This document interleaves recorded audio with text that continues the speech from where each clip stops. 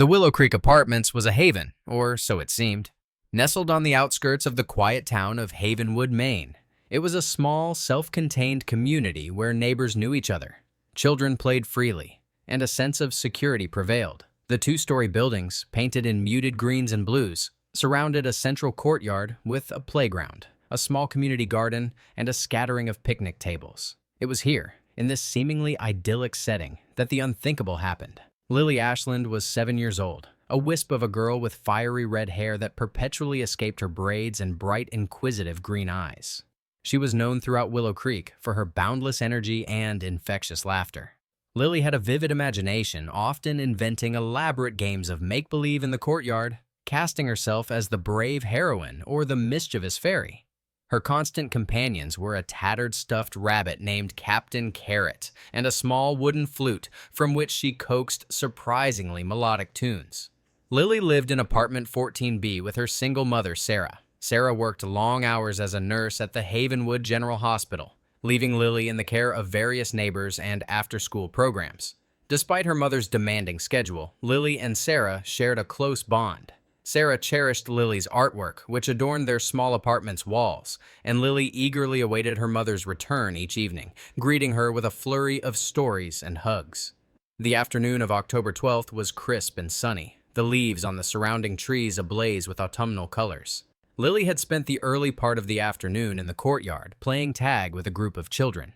Around 4:00 p.m., Mrs. Henderson, an elderly resident from apartment 2A, saw Lily sitting on a bench, carefully painting a picture of the playground using a small watercolor set. Mrs. Henderson remarked on Lily's talent and then went inside to prepare dinner. At 5:30 p.m., Sarah returned home from work, her usual smile fading when she found the apartment empty. She assumed Lily was still playing outside and went to the courtyard to retrieve her. However, Lily was nowhere to be found. Sarah asked the other children if they had seen Lily, but none of them had seen her since around 4:30 p.m. when they'd all gone home for dinner. Panic began to gnaw at Sarah as she frantically searched the courtyard, calling Lily's name, her voice rising in desperation. She knocked on neighbors' doors, her anxiety mounting with each negative response. By 6:15 p.m., Sarah's fear had solidified into a chilling certainty. Lily was missing.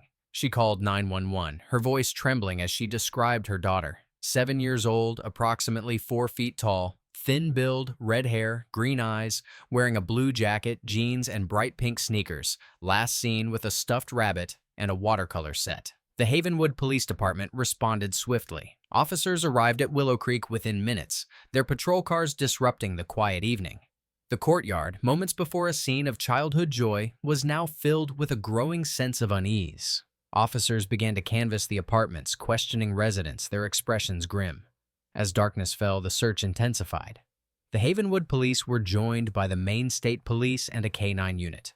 The search expanded beyond the apartment complex, encompassing the surrounding woods and streets.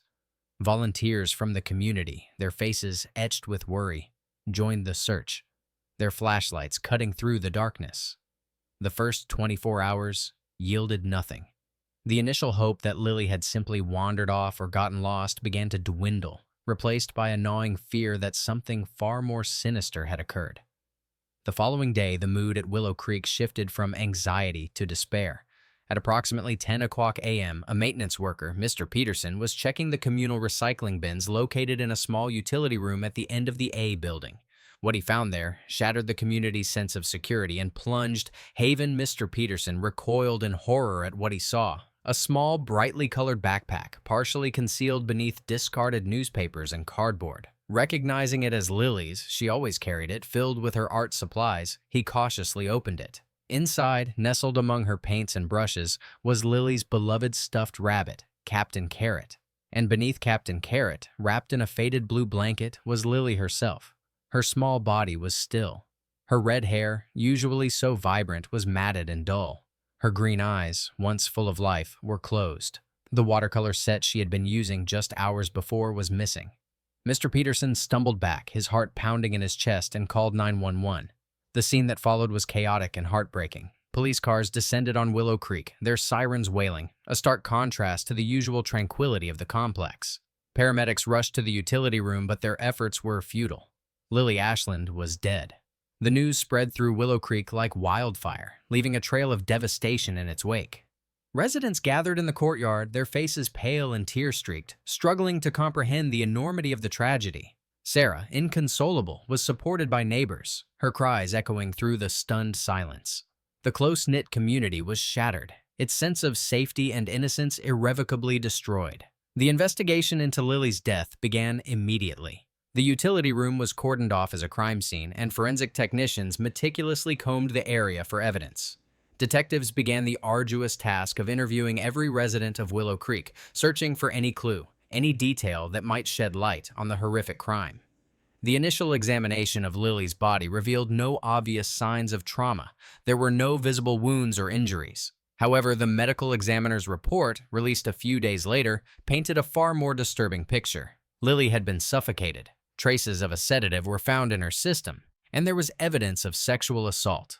The focus of the investigation intensified. Detectives meticulously pieced together Lily's last known movements, retracing her steps from the playground to the bench where Mrs. Henderson had seen her painting. They discovered that the utility room where her body was found was rarely used by residents. Its door usually left unlocked. It was a secluded spot, hidden from view, making it an ideal location for someone to conceal a crime. Suspicion soon fell upon one of the residents of Willow Creek, Michael Evans. Michael, a quiet and reclusive man in his early 20s, lived alone in apartment 9A. He kept to himself, rarely interacting with his neighbors, and had a reputation for being odd. Some residents had noticed him watching the children play in the courtyard, his gaze lingering a little too long. When questioned by detectives, Michael was evasive and nervous. His answers were inconsistent, and he couldn't provide a credible alibi for the afternoon of Lily's disappearance.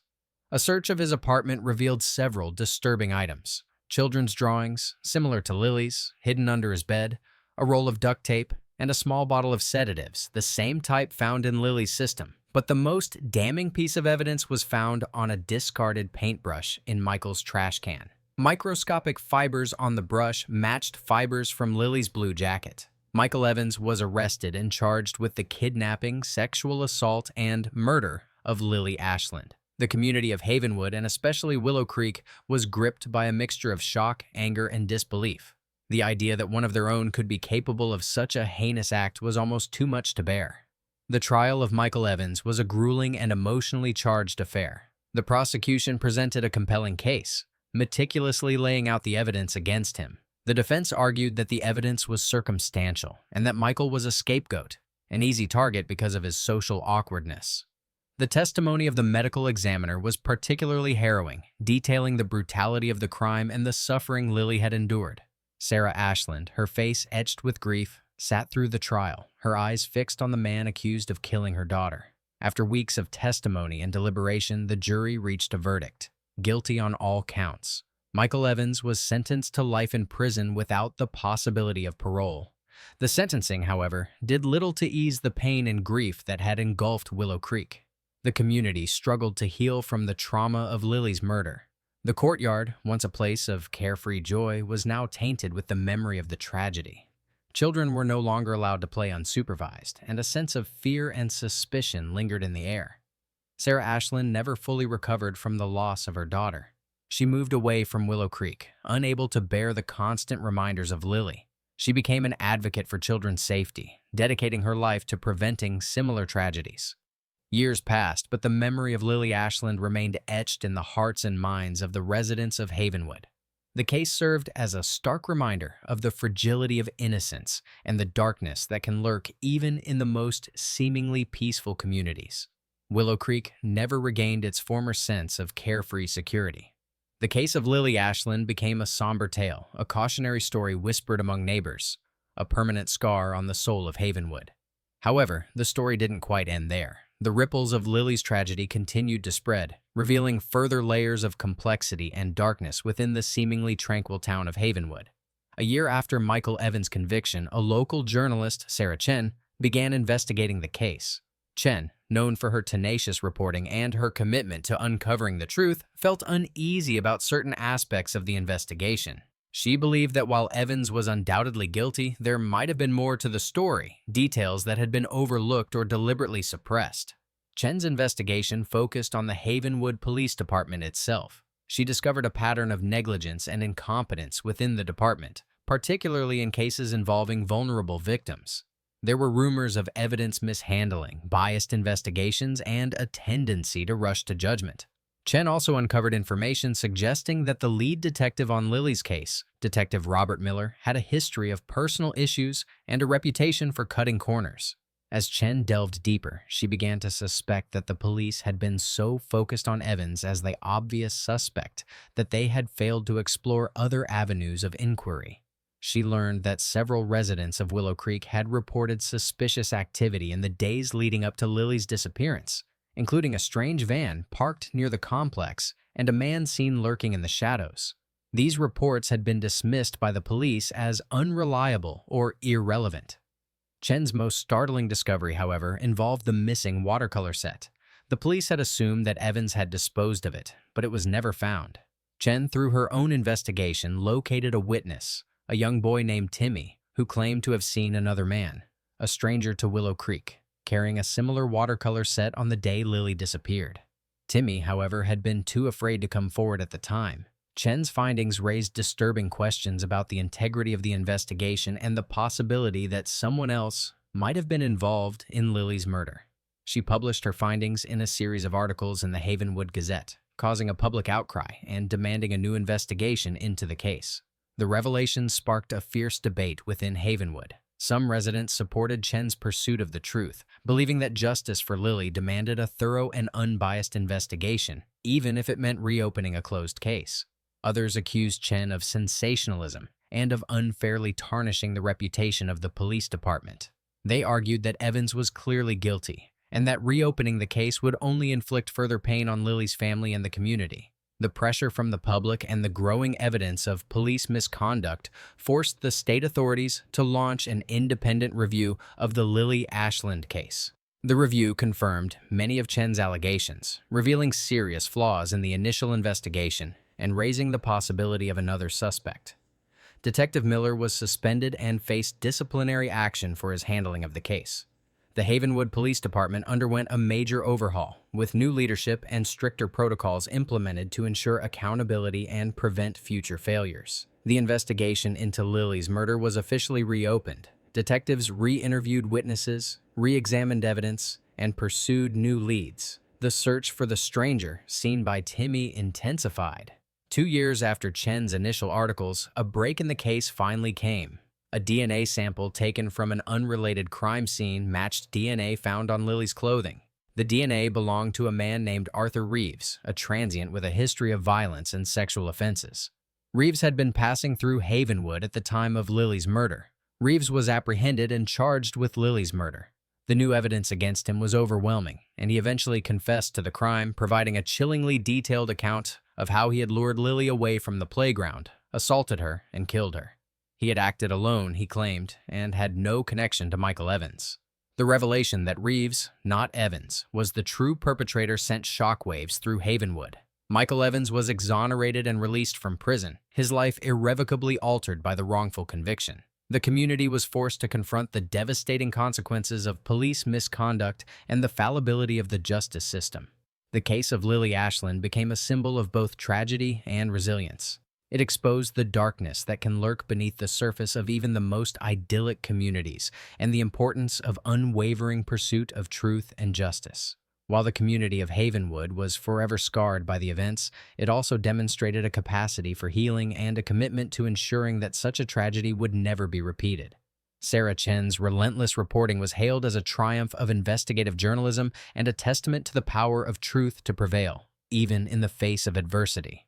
The memory of Lily, the little girl with red hair and a vivid imagination, lived on, not only as a victim of a heinous crime but also as a catalyst for change and a reminder of the enduring power of hope. The aftermath of the Reeves conviction was complex and multifaceted. While justice had finally been served for Lily, the scars of the tragedy remained and new challenges emerged for Havenwood. Michael Evans' release was met with mixed reactions. While many felt a sense of relief that the truth had come to light, Evans himself was a broken man. The years spent in prison had taken a severe toll, leaving him with deep psychological trauma. He struggled to reintegrate into society, haunted by the memories of his wrongful imprisonment and the stigma that still clung to him. The town grappled with its collective guilt and the question of how to atone for the injustice he had suffered. Sarah Ashland, though finding some solace in the fact that Lily's true killer had been brought to justice, remained deeply scarred by her loss. However, the revelations about the police misconduct fueled her advocacy even further. She became a vocal proponent for reform within the criminal justice system, fighting tirelessly for victims' rights and against wrongful convictions. She established a foundation in Lily's name, providing support to families affected by violent crime and working to improve police training and investigative practices. The Havenwood Police Department faced a long and arduous road to recovery. Rebuilding public trust was a daunting task. The department implemented sweeping changes, including increased oversight, mandatory sensitivity training for officers, and the establishment of a citizen review board to ensure accountability. Detective Miller's actions cast a long shadow, and the department worked tirelessly to distance itself from its past mistakes. The case also had a profound impact on the Willow Creek apartments. The sense of community that had once been so strong was shattered. Many residents moved away, unable to bear the memories of the tragedy. The complex struggled to attract new tenants, and a palpable sense of unease lingered in the air.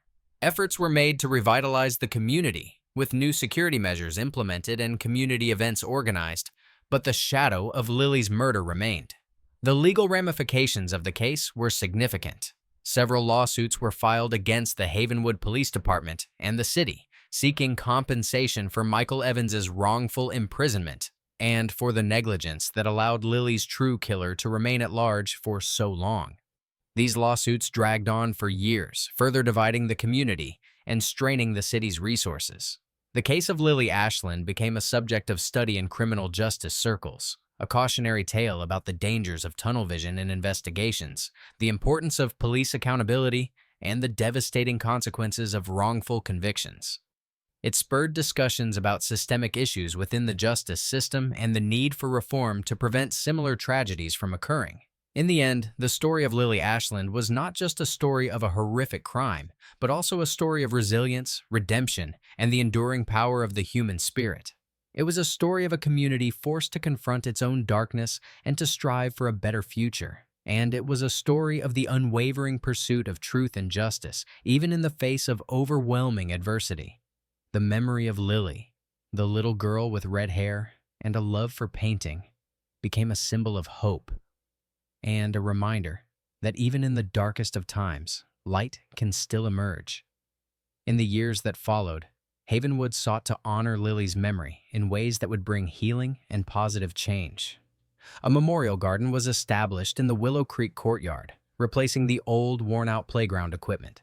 It was a place of quiet reflection filled with colorful flowers and a small fountain, where residents could remember Lily and find solace. A local artist created a sculpture for the garden, depicting a young girl releasing a flock of birds, symbolizing Lily's free spirit and the hope for a brighter future.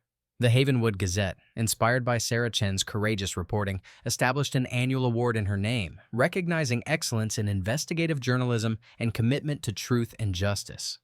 The award became a prestigious honor, encouraging journalists to pursue stories that held those in power accountable and gave voice to the voiceless. Lily's legacy also extended to the realm of child safety.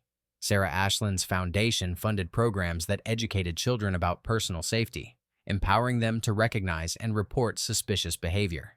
The foundation also worked with law enforcement agencies to improve their training in handling cases involving child victims, emphasizing the importance of sensitivity, thoroughness, and avoiding tunnel vision. The story of Lily Ashland became a part of Havenwood's history, a reminder of the town's darkest hour and its subsequent journey towards healing and redemption. It was a story told with a mix of sorrow and hope, a testament to the resilience of the human spirit and the enduring power of community. And though the pain of Lily's loss would never fully fade, Havenwood learned a valuable lesson, that even in the face of unimaginable tragedy, it is possible to find strength, to seek justice, and to build a better future. The memory of Lily Ashland, the little girl with red hair and a love for painting, would forever be a beacon of light in the heart of Havenwood.